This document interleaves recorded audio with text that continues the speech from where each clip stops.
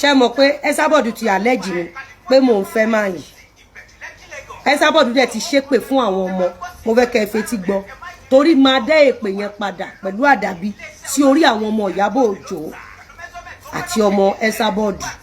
So mo fẹ́ kẹ́ fetí gbọ́ ẹ pé Ìyábọ̀ Òjó ló ní gbogbo blogs tó ti ń gé reaction victim ẹ máa gbọ́ lọ. Ó ti di woro sí woro, ó ti di woro sí woro báyìí. Lizzy Anjorin pẹ̀lú Ìyábọ̀ Òjó àti màmá ESABOD. Lizzy Anjorin ti sọ wípé ó ní òun yóò gbé màmá ESABOD àti Ìyábọ̀ Òjó, òun gbé wọn ṣépè tọmọtọmọ nínú fídíò tí ẹ̀ ń wò yìí. Kí ló ń ṣẹlẹ̀ báyìí? Ìjẹ́ ìjà yìí máa tán? A kò rò pé ìjà yìí máa tán o. Ẹ jẹ́ ká wo nǹkan tí Lizzy Anjorin tó fẹ́ sọ fún wa ní àṣálẹ́ yìí. Kò nídìí àti yọ picture mi.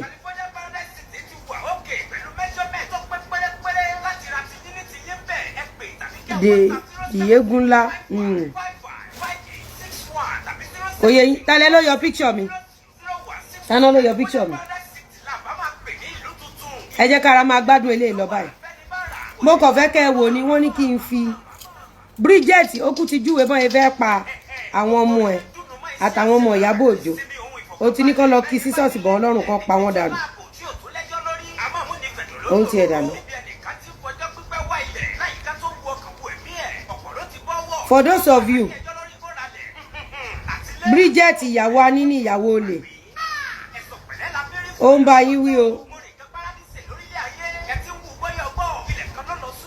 Ta ló sẹ́ndì kìíní náà sí mi náà?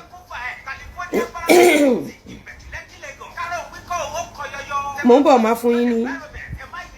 Okay.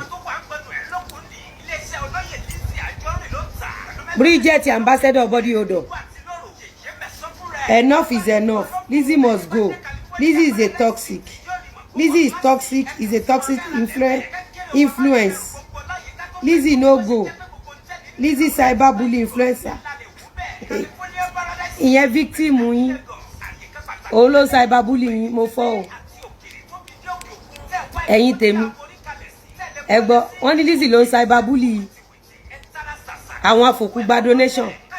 Lizzy must go, okay. Mo ti wà nú shopping mall mi. Ibo lẹ tún fẹ́ kí n lọ? Àyàm tí wá tọ́pẹ́ mi ní wá ẹ̀tì. Táyé bá ń jẹ ayé. Ṣé rí aṣọ tó wà lọ́wọ́ mi? In case tẹ́ bá fẹ́ rà. So let me pin the. Mo ń bọ̀ ẹ̀yin ọmọ Ọlọ́run.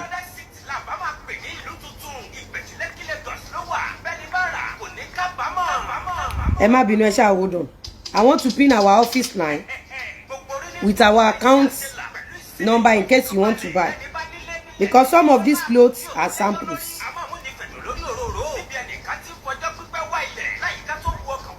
Some of these fabrics are samples. Oh.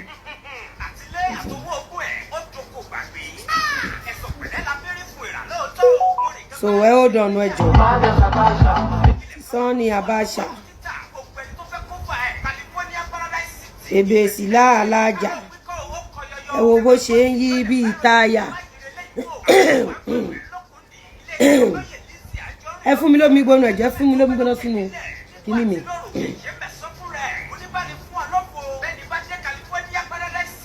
So, I am Tiwa Tope.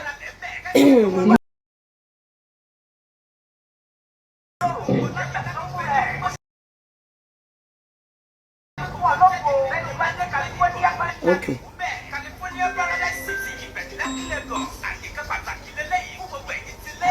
I'm on live chat.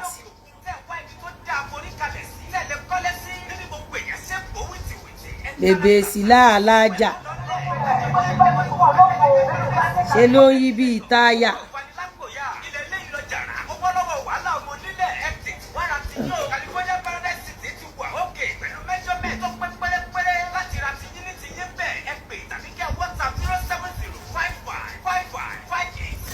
So that is our office line, and that is our office account details. In case you like any fabrics here, I want to show you some nice fabrics. You don't need to have any party before buying yourself nice material. You can just buy and keep. ẹ jẹ́ má bínú. Ẹ má bínú ẹ jọ̀ọ́. So I am Tiwatope and that is our office account details. In case you like any fabrics here, I want to show you some nice fabrics. You don't need to have any pack. Ká tó máa lọ, ẹ jẹ́ kí n kọ́kọ́ play nǹkan kan tí ESABOD ṣe ní àná. Ṣé rí aṣọ yìí mi ìfẹ́ kó pẹ́ lára mi. Ṣé rí mi lè fọwọ́ dì mú dáadáa. And this is on a like 50% discount. Ṣé rí pé ó mú, ṣé rí pé ó beautiful. Ẹ má máa dúró pé ẹ ṣe ní party. There are times ẹ kọ̀ra àwọn material yẹn jọ ẹ tọ́jú ẹ. Ọmọ kejì yẹn dà. Oyoya ẹgbẹ́ white ni ọ̀rá kakún yẹn. And it's very beautiful. It comes with full Swarovski. It comes with full Swarovski. Just munch it and send it to this line. Ba me pe Arike. It's pure white. Oh, this is chalk white. This is not ivory. This is not off color. This is chalk white, pure white. With this, I'm doing 50% discount. Oh yeah, bash on me for me. Sherry, ẹ̀yin tẹ́ wà níbí báyìí. Ẹ jẹ́ kí n tú àṣírí kan fún yín. ESABOD àti IYABO Ojo gbá géèmù kan lánàá.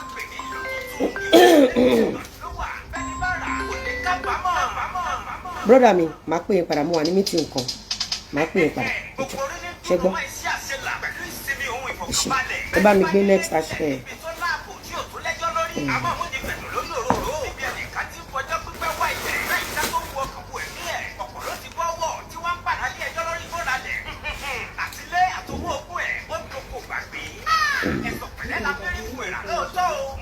Fún mi another white.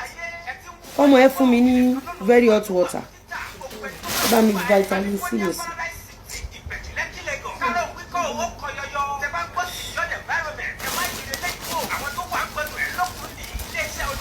Okay, brother mi, tí n bá ṣe tán sìn. I've seen it.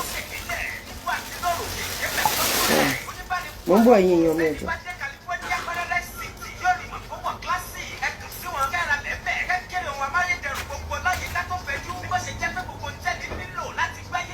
Ẹ jọ̀ọ́ ẹ má bínú o. Mo kọ́kọ́ fẹ́ play nǹkan kan ni o. Jọ̀ọ́ fún mi ní fídíò yìí, fún mi ní fídíò yìí. Fún mi ní fídíò yìí.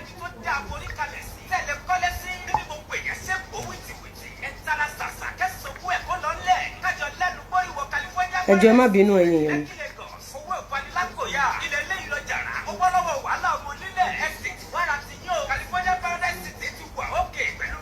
Okay, ọ̀dọ̀ láyọ̀. Okay.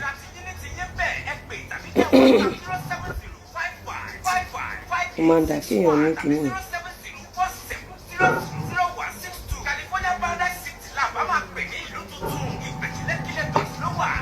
Ẹ jọ̀ọ́ mò ń bọ̀. Ẹ jọ̀ọ́ mò ń bọ̀.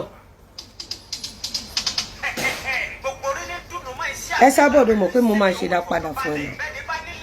Mo máa ṣe dá padà fún ọmọ ẹ àtọmọ IYABO Ojo. Bó ṣe gbé nǹkan sẹ́nu wá, lèmi náà ṣe máa gbé nǹkan sẹ́nu fún ẹni. Àtọmọ àtàwọn ọmọ IYABO Ojo.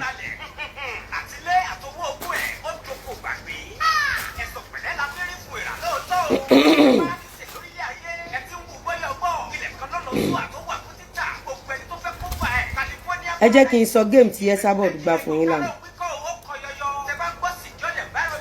Ṣé mọ̀ pé ESABOD àti IYABO Ojo mú yín ṣeré ni? Bọ́ ẹ lè tètè mọ̀. Ẹ lè mọ̀ pé ESABOD mú yín ṣeré ni. Òun àti IYABO Ojo. If you know, you know. Wọ́n mú yín ṣeré ni. Mo fẹ́ fi má jẹ́ kí n gbàgbé evidence tí mo fẹ́ fi hàn wọ́n.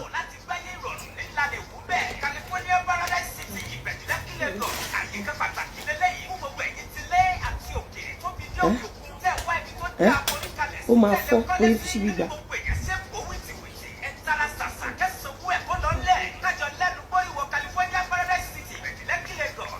Ẹ jọ̀ọ́ mò ń bọ̀.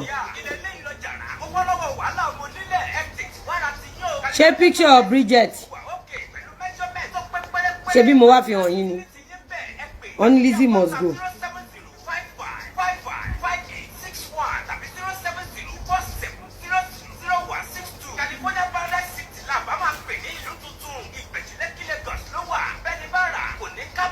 ká tó máa lọ tó rán lè lọ yọ fídíò yẹn. Love you Slim Barbie. Mo fẹ́ kẹ́ ẹ wo bí Ìyábọ̀ Òjó ṣe operate, but kí Ìyábọ̀ Òjó tó ká tó fi hàn yín bí Ìyábọ̀ Òjó ṣe operate. Mo fẹ́ kí ẹ gbọ́ nǹkan tí ESABOD ṣe lánàá. Mo gbé evidence kan wá lánàá, màá tún evidence ẹ gbé wá lẹ́nu. A wá padà sí evidence tí mo fẹ́ fi hàn yín. So now hold on. So mo bọ̀.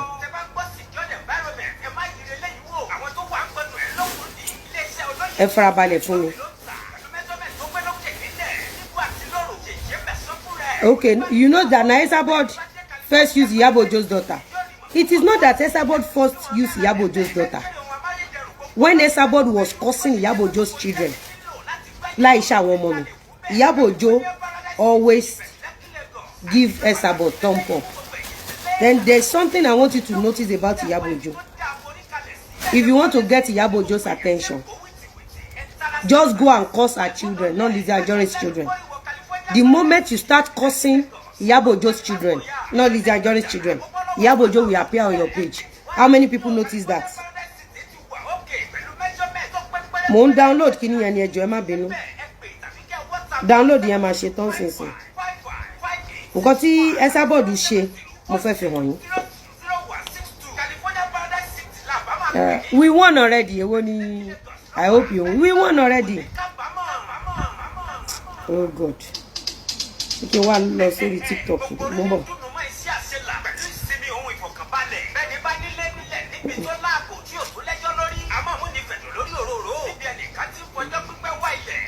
Mo fẹ́ kẹ́ wo nǹkan tí Ìyábọ̀ Òjó ṣe. Ṣé mọ̀ pé Ìyábọ̀ Òjó ti parọ́ fún wa pé Lizzy ló kọ́kọ́ ṣépè fọ́mọ. Ìwádé gbọ́dọ̀ bí. Ẹ máa gbọ́. Ìyẹn download lọ ẹ máa gbọ́. Working for Lizzy Anjorin. Anybody bá wá lọ report ipe Lizzy ń ṣépè fáwọn ọmọ wọn wà níṣe bí ESABOD náà ń bú wọ ọlọ́pàá. Òfò ló máa ṣe ní Ìwádé jọbí. Ó lè jèrè gbogbo tó tara ẹ̀ jáde. Ta ló kọ́kọ́ bẹ̀rẹ̀ sí ní ṣépè fún ọlọ́pàá? Ta lẹni tó súnmọ́ ẹni tó ń ṣépè fún ọlọ́pàá? Ẹ bá mi bèèrè lọ́wọ́ ESABOD wípé ṣé ó ní direct contact pẹ̀lú àwọn ọlọ́pàá yìí àbí nítorí pé àwọn Nigerian police wọn ò bá Ìyábọ̀ Òjó ti èèyàn lọ sí ẹ̀wọ̀n bí irú ìgbà kan ṣe ní ọ̀dọ̀ bàbá Ìjẹ̀ṣà. Ẹ̀ṣẹ̀ tí àwọn Nigerian police ṣe Ìyábọ̀ Òjó lọ́wọ́lọ́wọ́ yìí ni pé wọn ò bá rán èèyàn lọ sí ẹ̀wọ̀n bí irú ì tó ṣe fún bàbá Ìjẹ̀ṣà. Àná ESABOD ṣe léyìí o.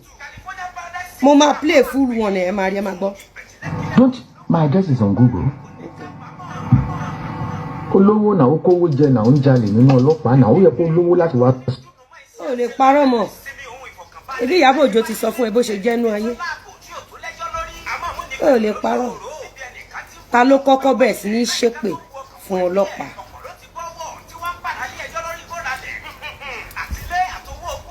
Ta lẹni náà tó kọ́kọ́ bẹ̀rẹ̀?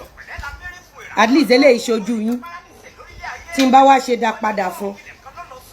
Ṣé mọ̀ pé ESABOD ti allege mi pé mò ń fẹ́ máa yìí. ESABOD dẹ̀ ti ṣépè fún àwọn ọmọ. Mo fẹ́ kẹ́ ẹ fetí gbọ́. Torí máa dá èpè yẹn padà pẹ̀lú àdàbí sí orí àwọn ọmọ Ìyábọ̀ Òjó àti ọmọ ESABOD. So mo fẹ́ kẹ́ ẹ fetí gbọ́ ẹ pé Ìyábọ̀ Òjó ló ní gbogbo blogs tán ti ń gé reaction victim ẹ̀. Ẹ máa gbọ́ lọ. Ẹ máa gbọ́ o. Ẹ jẹ́ kí n wo bóyá lè ti ready gan.